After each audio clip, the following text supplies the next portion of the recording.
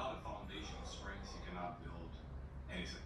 So any athletic event with very simple, very low tech, high concept goals progressing and reaching their needs, because for one reason or another, for this individual, the barbell is the preferred tool. For another, it's the kettlebell or something else. So I'm not going to say that if you don't do kettlebell swings or barbell squats, you'll never know yourself. I don't want to impose my set of standards because there are many different. Like I might prefer, pull-ups and X and Y and Z. But if we're looking at strength as the foundation for general physical preparation, right? So there's such a thing as general strength preparation. That's part of that.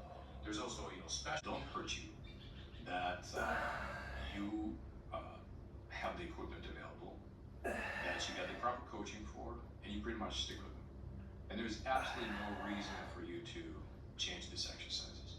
It's possible to change the margins, from wide grip bench press to narrow grip bench press, squats with a pause, and so on and so forth. But you don't really have to do a great variety of things.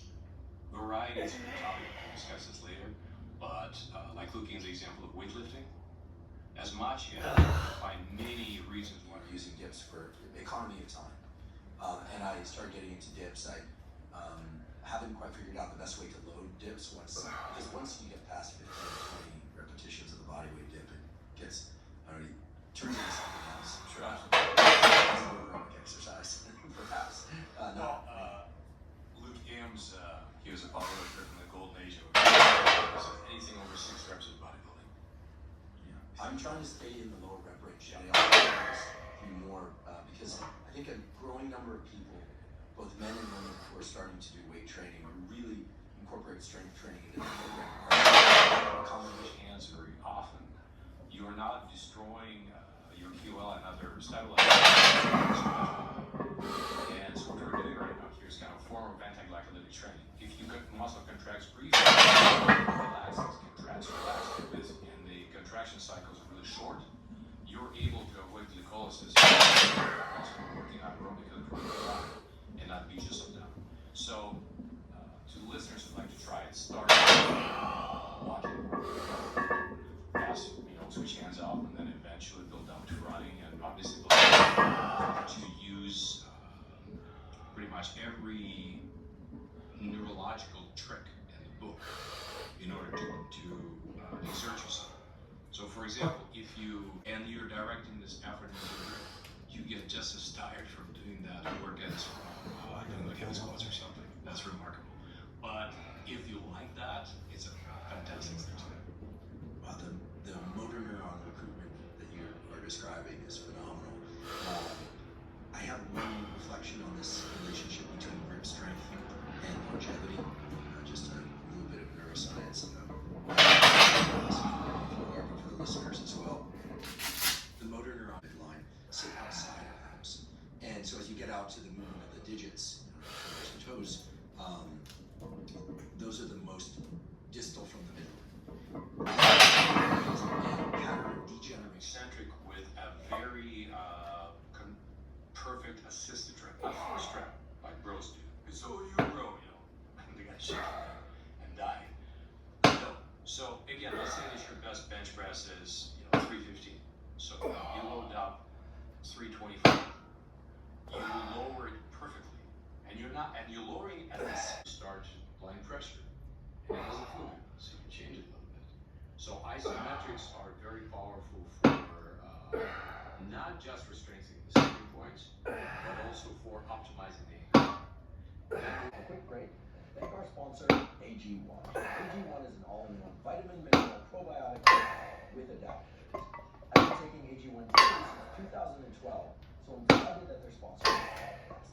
The reason I started taking AG1 and the reason I still take AG1 is because it is the highest quality and most complete foundational nutrition supplement. This might get really long, so please interrupt at any time. So first I'll talk about the neural component, then we're going to talk about the frequency and the morphological adaptation, structural adaptations as it leads. So, ladies and gentlemen, Grease the Groove, we are talking about, let's use an analogy. Let's imagine that you are a bow hunter, and you work in your garage, and then you walk out of your garage, and you shoot an arrow. But there's no correlation between the muscle growth and strength. Then the same time, a Soviet scientist, Stepanov was his last name, he was measuring the electrical activity in the muscles of weightlifters who were pressing overhead, and back then the press was one of the competition events. And what he found is, so in the future you don't have to try as hard to lift the same amount of weight, or you can try the same amount and you can lift harder. So we haven't even addressed the neural drive yet. We just pretty much made the motor neurons more responsive to it. And it's a very easy and very simple way to train. If you're looking about percentages of 1 rep max, we're looking at like 75 to 85 typically. If you go too light, you don't make the impression on your nervous system. It's just not specific enough. If you go too heavy for anything that you can do with your brain or with your body, anything. So what they would even do, some coaches do this called strength warm-up. They would warm up for track class, let's say, track practice. Then they would do, let's say, 3 sets of 3 or something, like with 80% max. And they start the practice. Then the coach noticed that the athletes are starting to droop. Light patch pimple patches reveal clear looking skin overnight. Pimple light patch. I've been eager to share with you some recent findings that are not my own, but that I think you might be curious about, and that I think most people drink it, and certainly that will do it. But to me, the discovery that particular movements and particular muscles being engaged in activity itself changes the neurochemical milieu. I mean, of course it had to be, right? It's a big duh. But I think that, anyway, I was excited to share with you these things. I didn't discover them. So I read The Naked Warrior. When I read it. Classic American powerlifting system from the 80s. And when people argue about training methods, what they need to understand is there are many ways to get the job done. You know, Atko Vio, his research in Estonia, they looked at, okay, we want to do frequent practice, which is exactly what we do. We don't want to beat the muscles up so much that it takes a very long time to recover.